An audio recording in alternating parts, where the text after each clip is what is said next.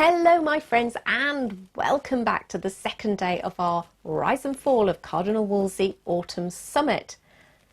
Our next speaker is my old friend Jonathan Folye, who I first worked with back in 2013 when we were investigating the provenance of a set of carved oak panels which subsequently became known as the Anne of Cleves heraldic panels. Now we're going to take a sidestep away from the chronological timeline of Wolsey's life for this particular session to ponder specifically the question, was Wolsey a patron of the arts and architecture, and if so, what does his bent of patronage tell us about him?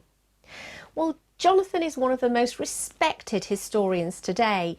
He has presented numerous television series, including BBC4's often repeated Henry VIII, Patron or Plunderer. His most profound interest is in the origins and meaning of the rich court culture of Henry VII, and recently played an important role in the identification of Henry VII and Elizabeth of York's wedding bed. He was also curator of historic buildings at Hampton Court for 8 years and took his PhD on reconstructing Wolsey's palace. So Jonathan is the perfect person to chat to us about this subject. So let's go over to Jonathan now and join me in his garden for a socially distanced discussion.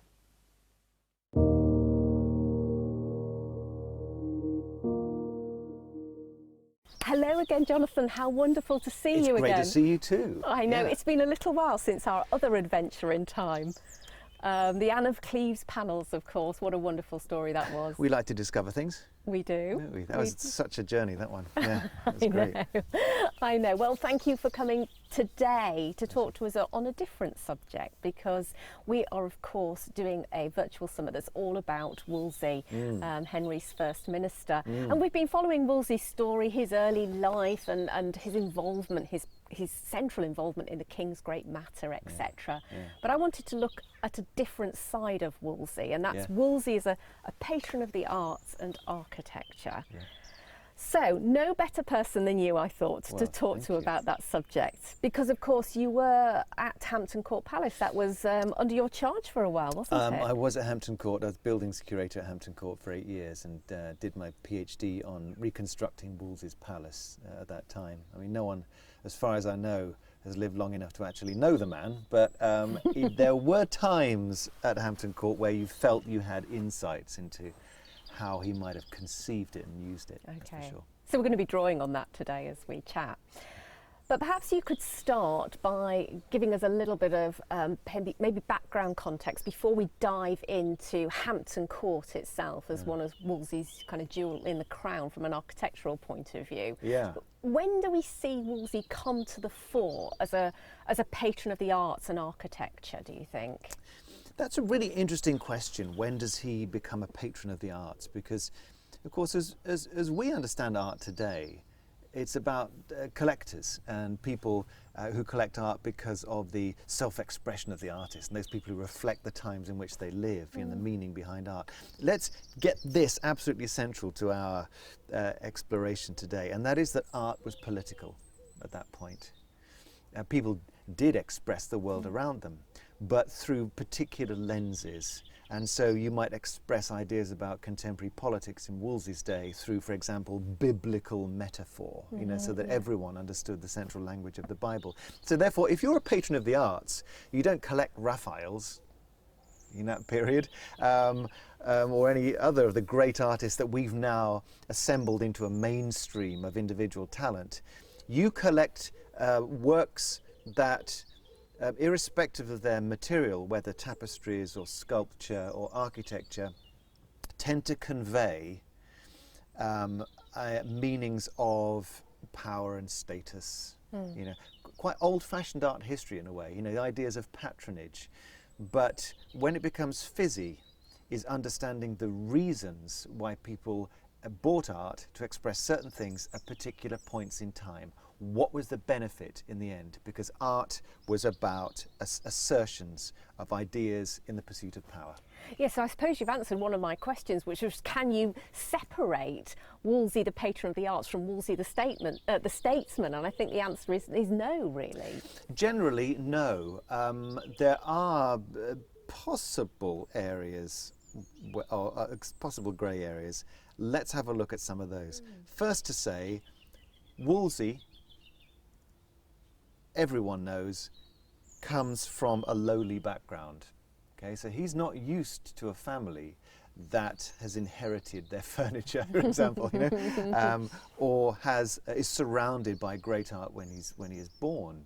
He navigates his way into this environment of richness, and he excels. The thing is, he understands it. He comes to understand how to play the game, probably because he doesn't come with a set of rules that someone from a noble family would. He surveys the whole scene, and so I think he uses art particularly brilliantly because he comes without a predisposition toward the trappings of aristocracy, you know. And you might call him an aristocrat, but as a cardinal he occupies a particular point in time where his career suddenly accelerates because of his newfound status. And being born in the 1470s, going to Oxford, as Cavendish says, at the age of about 10, you know, he may have matriculated at 15 or something. I think he went to Paris, actually, for a while. Okay. I think that's a missing point in his career, but there are some echoes that he did what his patron Richard Fox did and went to Paris. And then as an emissary for Henry VII, as the finding himself as the advisor of Henry VIII from the outset of the reign, you know, 1509, when Henry is just an 18-year-old and Wolsey is in his late 30s, really in his maturity, has that energy, has that wisdom, has that understanding where he's helping a young king whose interests are essentially prancing up and down on horses, you know, and pretending to be Henry V all over again, in Agincourt, you know, redux.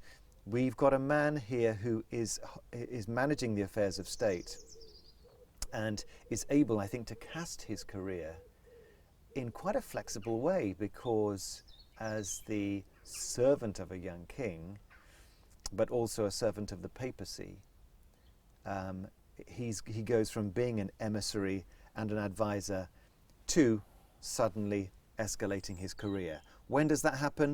1513.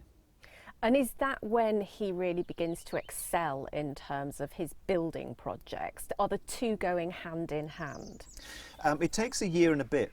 1513, then he organises the battle in northern France, which wins him the bishopric of Tournai. Now, he doesn't get much in the way of revenue from this, if anything. He does have a palace in Tournai, and this is one of the early echoes of his interest in building, because there is some work done there. That's not to say he ever visited it. So this is an echo. He had before that Bridewell in London, some engravings of early Bridewell. Henry VIII did work in turn. And then Bridge Court in Battersea. But these are unlikely to have been important and interesting houses. Hampton Court is really the expression of this man who is the arbiter and the almoner, the man who holds the purse strings for the attack on northern France. It's the reward from the papacy of him being made cardinal, which is what begins the work at Hampton Court. I see. And although he also, as Archbishop of York in 1514, although he inherits York Place, which would become Whitehall, and certainly does significant work there, Hampton Court is a blank canvas. So although you can see interesting work at Whitehall, the excavations from the 1930s discovered Italian plasterwork, which was engraved and then coloured with black on white. It's called sgraffito. They're drawn work, essentially. And it's fascinating for the early character, the early appearance in England. And it shows how attached he is to Italian ideas as a cardinal. But Hampton Court is an virtually entirely new project for him. and therefore he could set it out in an untrammeled way on this great expanse of land on a bend of the Thames, and that becomes the focus for his artistic patronage.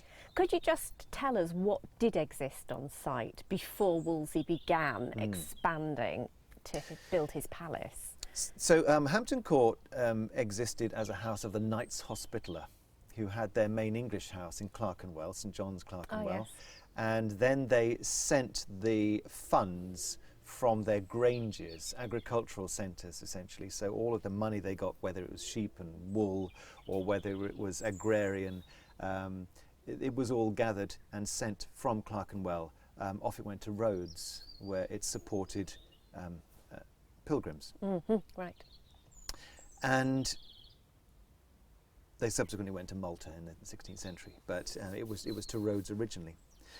And Hampton Court was one of their granges, unremarkable, middling size. What made Hampton Court more than the sum of its parts is the fact it was set between the London palaces, the Tower and Westminster and so on, and Windsor. And Windsor had been redeveloped by Edward III in the 1350s with the booty from the wars in France. And the fact that you've got a stopping off place made Hampton Court really useful, and it was used by Edward III, who happened to turn up with a court and burned the place down. And so he paid for an amount of rebuilding there. It's a useful account to have, because it does tell us that it was strategically well positioned. So when in the 15th century the Hospitallers leased the place out, there are two people that we have on record as having taken leases up before Wolsey got his paws on it. So it wasn't a novel idea on Wolsey's part, it was the inheritance of what was a very well situated place for a royal courtier and servant. And before Wolsey, a man called Giles Daubeny, who was Henry VII's right-hand man in the 1490s, had taken a lease himself and had done some work into remodelling it. But what Wolsey found then in this changed, developed medieval grange of the Hospitallers, now starting to be turned into courtier houses to take advantage of this situation, he turned it into something massively inflated in scale and much more precise in its political meaning. And that's why Hampton Court becomes a unique, I would say, it's a unique enterprise in the early 16th century. Well, maybe we'll come back to that point. It's kind of unique political meaning. So Wolsey sets about this building campaign. Can we say, just on a macro level, before we dive into maybe some of the detail around Hampton Court, was he a trendsetter in any way in terms of what he tried to do with Hampton Court, or indeed any of his other major building projects, like, for example, at Whitehall? And if so, what were the trends that he might have set? Okay. Was Wolsey a trendsetter? Yes, he was, but in a very specific way. In the 15th century, the era we talk of as the Renaissance as if it's one thing, there was an evolving political relationship with Italy, and we have to understand the steps of that evolution. First off, in the 14th century, the split between Rome and Avignon had led to what's called conciliarism, so councils assuming greater status than the Pope. So there's more of a democratization of Catholicism. And there were several main councils in the early 15th century that sought to create control over the affairs of the church. Ultimately, they all fell apart, and the papacy won. So from about 1450, you find the popes concentrating on the Vatican and using art politically to reassert their primacy next to the remains of St. Peter, where pilgrims have been coming to all along. So it's about location, and it's about purpose and centralized power in the papacy. And what happened in Rome is that the cardinals who served the Pope started building miniature versions of St. Peter's. So they were small palaces at first, but then they became successively bigger, occupying entire city blocks. Those are important principles, not least because the English are very poorly represented in Rome in the 15th century. And one of the solutions to that was Henry VII creating, when he comes to the throne in 1485, one of the first things he does is repeals an act against Italians, which Richard Richard III had done. Okay. You know, it's all, you know, modern politics, Yeah, never isn't far it away just? from this. No. And that paved the way for what's called the cardinal protectors of England. So this is cash for questions in the Curia. This is inserting Italians to do English bidding so that we are much more visible within Rome, whereas normally it's just Italians, you know, a few French, maybe some Spanish when the Borgias turn up, you know, but the English are very far away. So under Henry VII, when Wolsey is going through his university career and entering court culture, he is seeing this resurgence of English presence within Rome. And the people who Wolsey is encouraged by, people like Richard Fox, are all part of this. There's a man called John Sherwood, who's Bishop of Durham, who doesn't live in Durham, he lives fairly close to the Pantheon. Right. And he's buying books as they come off the press in Italy and annotating them and writing his name in them. You know, it's beautiful, beautiful precision. He's a book on architecture from Vitruvius. He buys on the 14th of August, 1487, Oh, wow. and writes his name and then makes annotations. So you can see this Brilliant. interest. And these are the people who Wolsey is following in the slipstream of. So though we can say that they really are the trendsetters, because this is the English in the reign of Henry VII now being inserted into Italian culture, it's Wolsey who brings that culture to English shores and expresses himself as a servant of the Pope as well as servant of the King in an Italianate cardinal's palace. That's what Hampton Court represents. You wouldn't guess that to look at it at first hand, but in fact it's all about the planning and the applied art and the logic of experience in that palace. That's what's so novel, and that's why Hampton Court's so different. And is that what you meant when you said that it was uniquely political? Is that perhaps your meaning behind it? It is, and all of this comes from a book of 1510, and it's published by a man called Paolo Cortesi, who's one of the great humanist thinkers in Rome. Of course, this is the great age of archaeology, isn't it? They're uncovering the remains of ancient Rome and finding themselves as the inheritors, and they're thinking, well, cardinals are like senators and the popes are like emperors, and this is the Roman Empire which was so magnificent being brought back to life again. Well, Wolsey inserts himself into this culture. So he is like a senator. And when you enter Hampton Court and you look at the Roman emperors and the Italianate terracotta medallions, once beautifully painted and gilded and so on, this is the kind of stuff you'd see in Florence, because in fact they were made by a Florentine. That's what's so utterly transformative about Hampton Court, is that you have this Roman language that's being inserted into what first looks like a moated, castellated building. This is not to do with whether or not it looks like the established vernacular of an English brick building. It's the shape of this brick building and how the art on it speaks to people. And was that the first time with Hampton Court that that kind of injection of Italianism was so obvious on English soil? You see some little hints beforehand. For example, in the Royal Collection is a portrait of a bust, of a child, and it's a terracotta bust.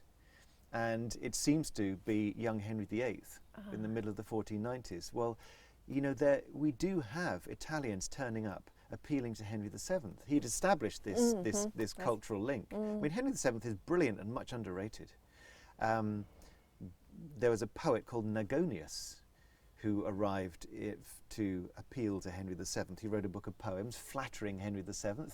It survives in York Minster's library, and it shows Henry VII riding a Roman chariot with French arms behind him because he's conquered France, you know. Oh, wow. And there are these slaves behind him bound up, and he's got the spoils and booty of war. So we've got Henry VII being shown as an emperor. Okay, yeah. And so we have to give Henry VII a bit of credit for this. But Wolsey in 1514, everything happened at the same time for him. He got 3 jobs at once and took them all, you know. And one of them was being Archbishop of York and Cardinal and King's Counsellor.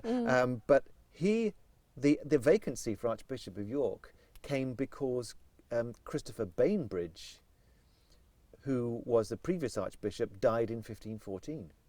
Now, rumour had it that he was poisoned in Rome, and the person accused of the poisoning admitted it and then retracted it and then stabbed himself to death and admitted it all over again. Oh my word, there's a story. He said, Giovanni Gigli made me do this. And no one really bothered to try Gigli. They weren't bothered about Bainbridge. He was a fairly innocuous character. He's important because it was in his interests to defend Rome against the French. In 1494, the French had claimed entitlement over Italian states, essentially, and started to move their forces down across the Alps and to threaten papal territories. Well, if you go to a little castle in Vetralla, 70 kilometres north of Rome, you'll find in the town hall a relic of this shattered castle. And that is a coat of arms of 1512, where there's Pope Julius II in the middle, Henry VIII to one side, and then Christopher Bainbridge and his heraldic squirrels on the other side. And it's very precisely dated, and it's because this castle was built with the support of Bainbridge in alliance with Henry VIII, defending Rome from the French. Now, if there are two good things that the English ever did for the papacy, one is rustling up support for the Crusades, and the second one is being a thorn in the side of France, you know, and that France is a mutual enemy.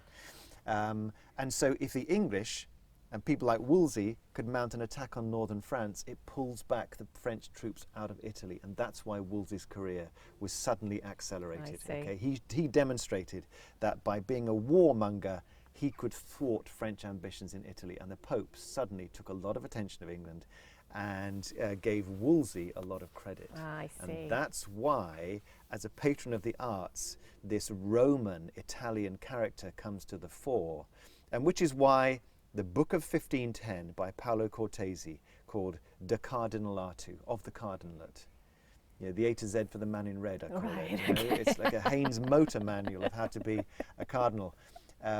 Chapter 2 is how to build the ideal cardinal's palace. Isn't it handy to have such a kind of handbook on hand if you fancy it? You'd be crazy not to follow it, really. You would, really, wouldn't you? But the key thing is that this is an unillustrated book. So as a patron of the arts, you can imagine Wolsey flicking through this thing, thinking, right, what should a palace look like? You only get descriptions. And Hampton Court represents literary description of the ideal cardinal's house, which is why visually it need resemble no Roman palace directly. This is not about verisimilitude. It's not about copying a drawing. It's about principles. And those principles include such things as, point A, you must build your palace so big that no one dare invade it. And in a lawless Rome, this is very much, you know, in an urban area where people have turned up to pickpocket pilgrims because they're turning up with their silver to, you know, give to the shrine of St. Peter's. It's a dreadful place. It's full of death, and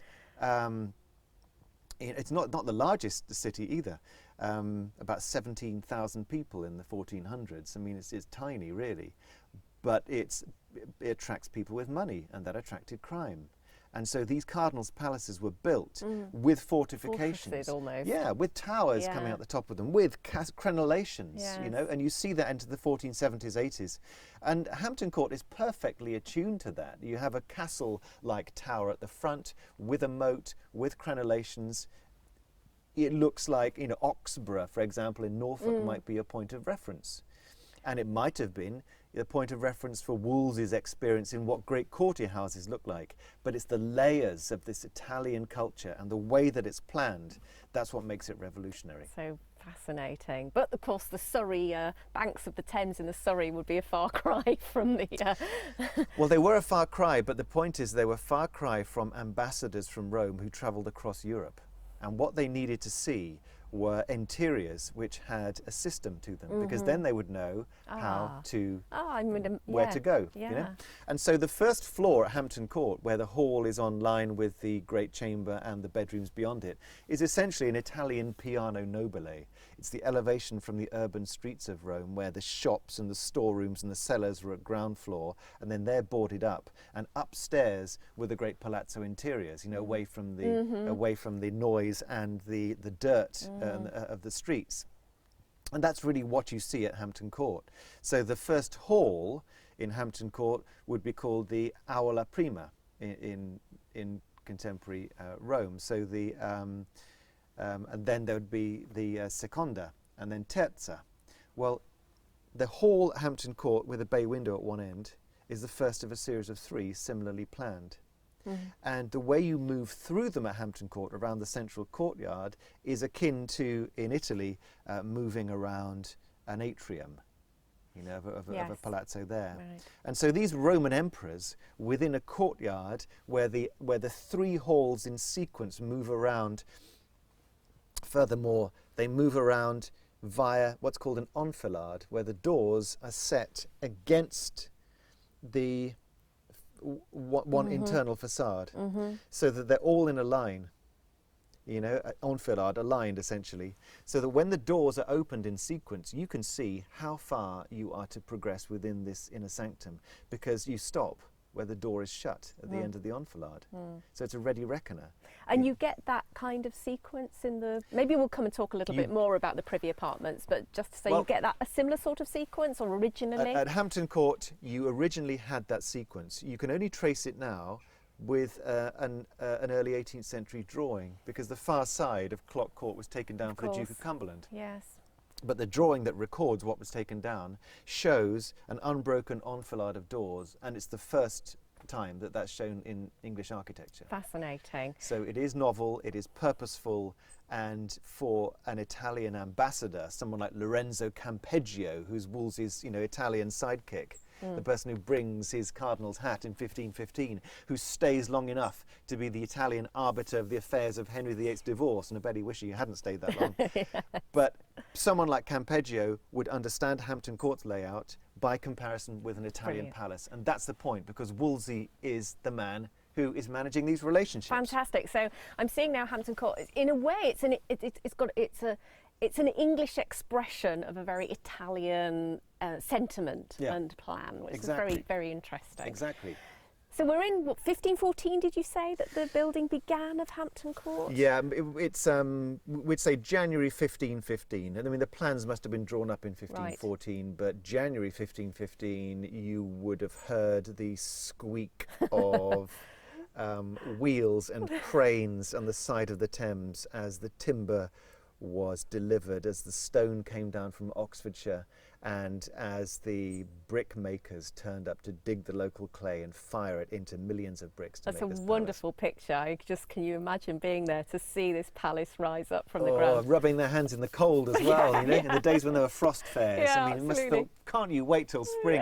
Wolsey couldn't. Now he was shacked up mainly in Esher down the road, was he? Or was you know, obviously he would be moving around, I guess, with the court, but yeah, there's a reference that the Bishop of Winchester's house in Esher, this was Richard Fox, long-standing royal servant who I think offered something of a template for Wolsey.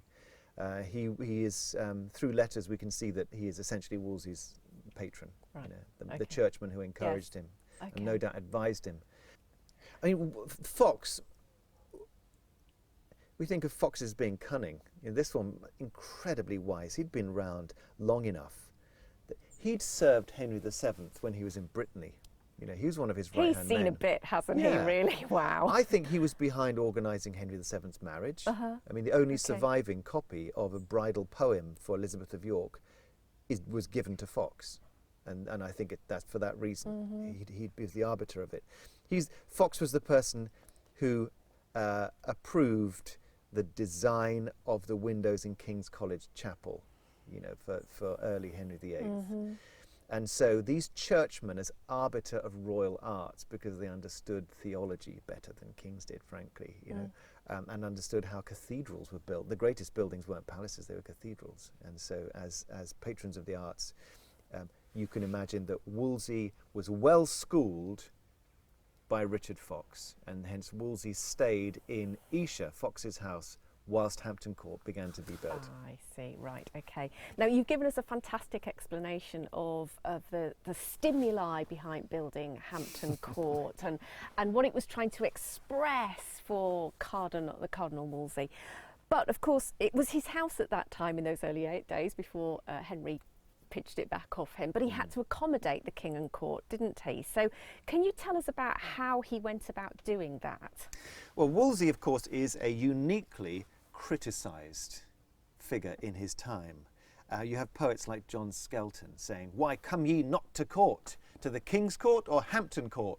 You know, he's making a point that this upstart, who he describes as being lowly bred, I mean, you know, of pigs and flies, this is the kind of language he's using, that Wolsey is an upstart and he's a kind of ipse rex. He acts as if he's the king himself. Now, Wolsey no doubt attracts this criticism because his pomp was exceptional. You know, the nouveau riche language of "I can outdo aristocracy" must have riled people. However, he's in a tricky position, and in the end he can't possibly win because he has two masters. This is a very old picture of Wolsey, isn't it? You know, he's the servant of the king, although he acts like the king himself.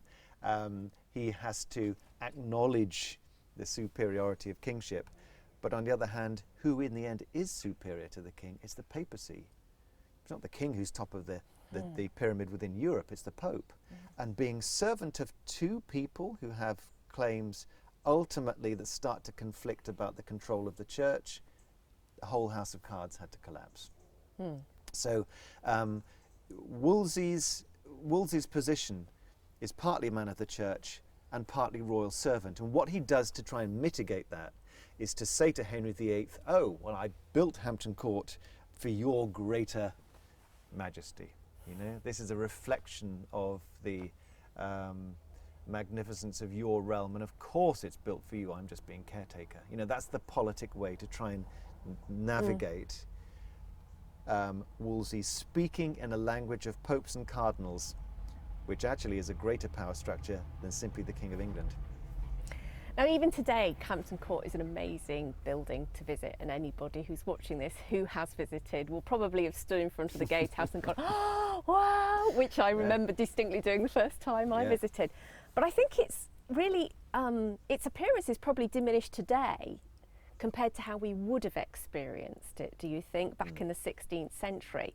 Can you give us some kind of visual descriptive of what we would have seen? What would have been different about it if we'd have arrived at that gatehouse and then maybe walked through into base court? Can you try and create some of that sense for us? Okay, so your impression of Hampton Court in the 16th century, firstly, forget the roundabout and the tarmac roads, okay? There is something of a track that goes down toward Portsmouth eventually, but this is the age even before turnpikes, which is why the river is so important. The fact that it is at a junction between the Portsmouth Road, such as it was, and the much superior river, is that would determine your experience. You'd probably approach by river. Right, even if you were of limited means, or would that just be if you were of the aristocratic If you're of limited means, you'd frankly have no business there. Now, you might have a cart of dairy or something, or flour, and so you might be squeaking along through the to the western entrance. And that west front is impressive. Obviously, it's designed to be seen, but it also has the entrance to the kitchen courts and the counting house and the rest of it. So that's not the optimal front, that one. It is instead via the river where any meaningful visitor who's supposed to be exposed to these arts would arrive. And so if you got off a boat, it's difficult to say what your first impression would have been, because Henry VIII reconfigured the south front with a privy garden, with his heraldic beasts on there, with a great mound and a pavilion on the top, and then a boathouse that extended over the river. So you'd have probably arrived at the south. Now, it's difficult to say what you'd have experienced in Wolsey's day specifically, because Henry VIII recast the south side with his own heraldic gardens and pavilions on mounts and the rest of it. But there must have been something similar in Wolsey's day. It just spoke his language and was out of date for Henry, you know. Yeah. I reckon there'll be a few things that would have struck you. And one is the profusion of moulded chimneys. Now, these aren't the earliest in England. We find them at Thornbury Castle near Bristol, for Edward, Duke of Buckingham. But there were an incredible number of them. And of course, that's about conspicuous consumption. You know, in an age of freezing winters and houses of very limited insulation, to see a solid building like that with magnificent chimneys piling out smoke, everyone's warm in there. Yeah, you know? lovely. It's like the Emerald Palace. Yes. For some people, no doubt. Another thing you'd notice is the extent of glazing. East wall of the chapel in one direction. Central courtyard, enormous tall windows. I mean, glass was expensive. And so to see there's glittering leaded windows, that would be another striking impression. But the third thing, and I think the thing that would rock modern sensibilities most, is that you would have seen a palace in more or less a shade of Pepto-Bismol. Because this was built like brick, built of brick, but that brick was painted. Yeah. And so you'd have a slurry of lime to which you would add red iron oxide, and in the same way that you find pink buildings in Suffolk. Yes, you know, today. you mix that together in a slurry, and then you paint over the brickwork, and then the brick was painted with white, fine white lines between it. So it doesn't matter that what we see today can sometimes be quite sloppily laid. And that what's called the diaper work, you know, diamonds yes. of black bricks, Yes. all kinds of patterns. The way they're laid is probably so that bricklayers show the area that they have laid and therefore are responsible for, you know. I see. Like mason's marks, you know, kind of quality control. But in the end, all that was covered over with a slurry, and then even the black diamond patterns were painted on precisely. So you would see a building with makeup all over it, with glittering glazed windows and those chimneys rising up over the top in their light-catching zigzags effect. And this would have made and stood out. Miss a beat. Yeah, stood out because it's just surrounded by countryside, of course, at the time. Yeah. So, thank you. I've just got the most amazing picture in my mind. But one of the features, I'm particularly obsessed with long galleries, and I love when I find a description of a long gallery, and the two that really interest me are the one at Whitehall and the one at Hampton Court, because they sounded amazing. Can you describe in a little bit more detail what that gallery at Hampton Court looked like, Wolsey's gallery? Now, Wolsey's Long Gallery may have come from places like Eltham. Certainly had earlier galleries. Eltham's looked across toward the skyline of London, so it had a very particular viewpoint, you know, looking back to the palace. And in the times of plague, you might well scuttle across to Eltham and then just look back on the unfortunate, left behind. Yes. The purpose, of course, became places to promenade inside in the inclement English weather, where works of art and curios would be put on display. I mean, things like the Wunderkammer, you know, or Studiolo in Italy, the place where you would have things of intellectual curiosity to spark conversation. Everyone needed an inner sanctum to place those things. But if you make a virtue out of it, and that inner sanctum looks out over perfectly manicured gardens, you both have objects brought from rarefied parts of the world in an age of exploration, when such things as, you know, narwhal tusks, long called unicorn horns, but also parrot feathers and other exotica were on display, as well as works of art that speak about your values. And then at the same time, you can have these bay windows or reveals where people sit overlooking geometrically organized gardens, which speak of the control over nature. You've got a variety of springboards there for conversation, all on the terms of the host. I do though remember a quote, I think it's in Cavendish's account, where Moore is asked about he comments on his preferences for long galleries, and I think he said he distinctly preferred the one at Whitehall to the one at Hampton Court. So, don't know, maybe it wasn't quite up to snuff, I don't know. Well, you I would have gone with it though. I think maybe it's closer into the city, and but the one at Whitehall, and of course it's so lost now that we have no chance of understanding it. What we can tell from Hampton Court is that when the diarists arrive from 1598, for a short burst, we have about a diary a year Yes. from interesting people who record their experiences.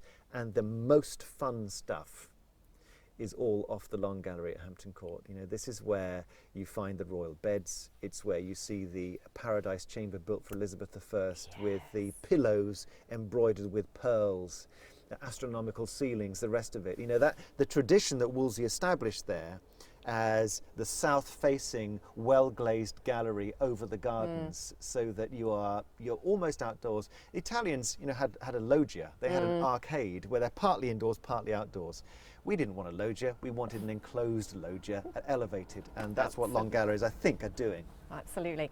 So at Hampton Court, am I right in saying that Wolsey's chambers, this was before Henry took Hampton Court over, communicated with the Long Gallery, and also there was some way in which that also communicated with Henry's chamber? So essentially you have this kind of private connection. I think that's just a fascinating thing. Can you tell us a little bit more about how that worked and what that told us about the everyday life of Wolsey and his interaction with the king? There's a lot that's not known actually about Wolsey's most private rooms and spaces, and part of the reason is because there is a building called the Bain Tower, Bain from Bath, or Bath if you want, or both. And Henry built that in 1529. So as soon as he took the palace over, he reconfigured the kitchens and his bedroom and bathroom, which basically the things that we would probably prioritise today. Yes. And Henry's Bain Tower had a heater at the ground floor, so it had a kind of furnace to heat the water. And that was piped up to his bathroom at first floor, where he had a study and bedroom. That was subsequently changed in time, burned out in the 1950s. Now, what occupied that space in Wolsey's time is a moot point. We don't quite know enough about that. There is a suite of rooms called the Wolsey Suite, which is toward the south side, which is at a very slight remove from that. But whether that was Wolsey's own or whether a guest suite is, again, another issue. But we can see enough of the enfilade to know that that area was where Wolsey had his own bedchamber. The interest in Wolsey's bedroom is probably mostly to do with the objects in it rather than what happened in there. He had a palace, quite typically, where the least impressive stuff was in the hall, because it's the major gathering space. It's the staff canteen for half its time. Then you come through to the privy chamber or guard room, and the reason it serves us both is because that's the real entrance into the inner sanctum, and it's a secondary dining room. So for more important people, but you still get a crowd of 60 or so in there, probably 120 or something in the hall. And then you get the third hall in sequence. That's where Wolsey dined. That's what Cavendish describes, is that Wolsey had a chair with a cloth of estate pulled toward the centre of the room, because he had all of his gold and silver in 6 shelves behind him. So it was like a Piccadilly Circus billboard of shining advertisement for himself, lit by a western window, so that in the evening when the sun came down, you would see this metal light up. Beautiful. And as Cavendish said, he had bars round about so that no man might come nigh it. I'm not surprised. Yeah, fingers off me gold, would you? Yeah. He said, because there was plenty besides, so that didn't need to be used. Yeah. So beyond that, that's an awful amount has changed, where we have to start to consider what Wolsey's bedchambers may have looked like. But what's certain is that the richness of the tapestries, the quality of the metalwork, and the objects shown on display gets richer and richer. And so I think that the Long Gallery is really an offshoot of what it means to get to the rarefied small space with all the best stuff in, because that's his private environment. How wonderful. That's really wonderful. So do we have any particular evidence that tells us whether Hampton Court was Wolsey's favoured palace? How did it stack up, do you think, compared to the likes of York Place? Now, York Place was inherited from the Archbishops of York, so it still had a lot of work by Walter de Grey from the middle of the 13th century. Hampton Court was completely recast by Wolsey and on his terms. The thing is that it never really stood still. I mean, for the French ambassadors' visits, notably we have one in 1527 that turns up in Hampton Court, where Wolsey comes in with boots and spurs when everyone else has sat down and started their meal. The patron comes in late and he's got John Wayne-like swagger. Well, what we know about that is that carpenters were working on creating lodgings. So, you know, base court can accommodate so many people in a hotel-like environment of ground and first floor corridors with back-to-back bedrooms. I mean, it's the way you'd build a, you know, a Premier Inn or something today. I was going to say Holiday Inn. Yeah, it's a similar kind of system. It's repeat units essentially. These happen to have very fine tapestries in that were shopped in Arras by Richard Gresham, Wolsey's personal shopper in Northern Europe. Nice job. Yeah, good one. But the thing is, that wasn't necessarily enough for major ambassadorial visits by the King of France, and so you would have extra accommodation around and about. You know, the place, I don't think, stood still. So was Hampton Court his favourite? It's interesting, I think, that although we don't hear from Wolsey himself, you do have an account by John Skelton, and when he says, to which court do you come, the King's Court or Hampton Court, that's the one that Skelton identifies as being the synonymous with Wolsey. Yeah, there's more of Wolsey at Hampton Court perhaps than anywhere else, I think is what you're saying. I think there is, yeah. So if people were to visit today, what might you point out that's most associated with Wolsey? What do you most associate with Wolsey when you go to Hampton Court?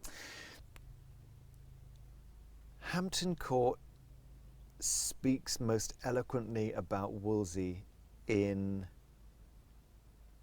the base, when you get through base court and into clock court. You know, the clock court's named after Henry VIII's clock. It turned up in 1540. Wolsey never knew that. But it's underneath the clock that you see Wolsey's coat of arms. Now, these are very accurately restored in the 1840s. But they show you Wolsey's shield with a cardinal's hat over the top, both of which Henry VIII had hacked off and replaced with his own.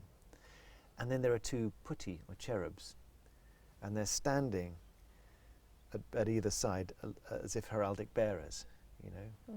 But again, Wolsey's not from a noble family. He doesn't have the bearers. He can choose them, and they are Italian at putti. And the thing is, they're taking all their weight on one leg and relaxing the other one. You know, that Italianate way of distributing the weight of a figure in the most elegant form.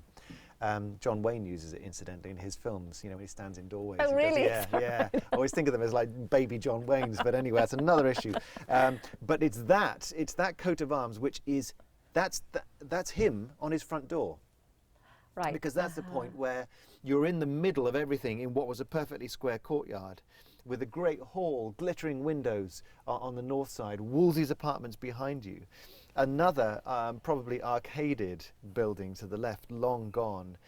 And then there's this gatehouse which is saying this is the way in, and there is Wolsey's identity, and they have Italian columns and Italian putti or cherubs either side of it, and very Roman script as well, beautifully incised Roman script with Dominus Mihi Adiutor, Wolsey's motto, you know, God be my judge, or the person who puts me right. Put me straight, God, would you? And so there's all of the material you need to understand Wolsey's position on one work of art. And it is a work of art, but of course, as we know, it's functional and it's political. Yeah. And so it begins there. The experience of Hampton Court begins there for me. And then you go upstairs into his the remains of his hall. The bay window is the only part surviving. Henry VIII took it down and rebuilt it. But you can stand in that hall, and it's not so very different to that of Wolsey's. And there, you know that in the 1520s, people visited from across Europe. And we have a record of a play that was performed in there by Plautus, the ancient Roman playwright, who wrote a play called the Menachmei. And which involves cross-dressing brothers, I believe. Anyway, it's a bit like Carry On at the Vatican, really, you know. But the fact that you know that a play was performed in there, and you can imagine the effect of stained glass windows in a barely changed space, and you can stand underneath the wonderful fan vaulting that Wolsey knew. As long as you pick out what you know survives of Wolsey, then from those putti, from his front door, you can piece the thing back together. And it is a beautifully contrived series of spaces. I mean, really intelligently set out and planned. Wow. And it's a mile away from what we tend to think about, places like Haddon Hall, for example, you know, a good medieval house of sprawling, very charming, but sprawling parts in a cumulative sequence. This thing was very rigorously and clearly thought through. And elegantly thought through. It was elegantly thought through, yeah. Lovely, wonderful. Yeah. Wonderful. So, so I think I'm just going to put you on the spot and ask you to sum up. If we were to think then of Wolsey as a patron of the arts and architecture, how would you sum that up just in a few sentences? Okay, Wolsey was a very thorough patron of the arts in as far as they served him and his political role. He understood that he was not entitled to this role. He had worked for it and he had to inhabit it, therefore. It's all about him. He had no family to fall back on. And so when you look at his seal, I don't know if Wolsey's seal has been published very much, to be honest. I hadn't seen it at all in publications when I went to the British Museum to see a cast of it in 2002. But it's a shape of a vesica like that, you know? And within is a Roman pediment with two arches with Peter and Paul, the Roman saints, and then there are all of the symbols of being a cardinal, the cardinal's hat and the rest of it. And that is as pure a piece of Italian art as you will see in England at that period. It's therefore, it's on the letters he writes to people. They don't even need to come to Hampton Court to see this Italianness. It's on things he sends. But when you think about the other forms of art that Wolsey had, tapestries, for example, I mean, half of them were inherited from people like Thomas Wolsey, the Bishop of Durham. He did commission some new ones. But let's think about sculpture. Well, where is sculpture attributed to Wolsey? It is those Giovanni da Maiano Florentine roundels. They're attached to the building. They're not independent sculptures. He may have had some. If so, they weren't famous. None happened to survive. His tomb might have been a piece of another Florentine piece of sculpture that we could have admired. Again, it's fallen by the wayside. What remains of it was used for Nelson under St. Paul's and so on. But it made a political point, did that tomb. That was his Italianness in perpetuity. Well, what about panel paintings? We think about art as being painting quite often today. The great collectors in the age of Charles I, you know, we're thinking about Titians and all the other great artists being collected. Not a single panel painting known and attributed to Wolsey's collection. So the way in which we tend to think of great collectors of art, when you think of art for its own sake, it melts away. It's the applied arts, it's those architectural arts that Wolsey it really excelled at. And even when he spread artistic ideas to other people, it's his very architectural seal, in Italianate terms, that makes the point that here is a man who is a great builder, aesthetically a great builder, but I think also symbolically a person who is building bridges to Renaissance Rome, and therefore the English and Italian relationship under him would be greater than it had ever been before. And I think that's the way he used art. Well, thank you so much. That's a wonderful explanation. I think has really connected me to all those Italian influences that I'm going to enjoy next time I go to Hampton Court, and really sort of see this little bit of Italy sort of in the midst of the Surrey countryside, and remember all the political and cultural associations with that. So thank you very much. Thank you.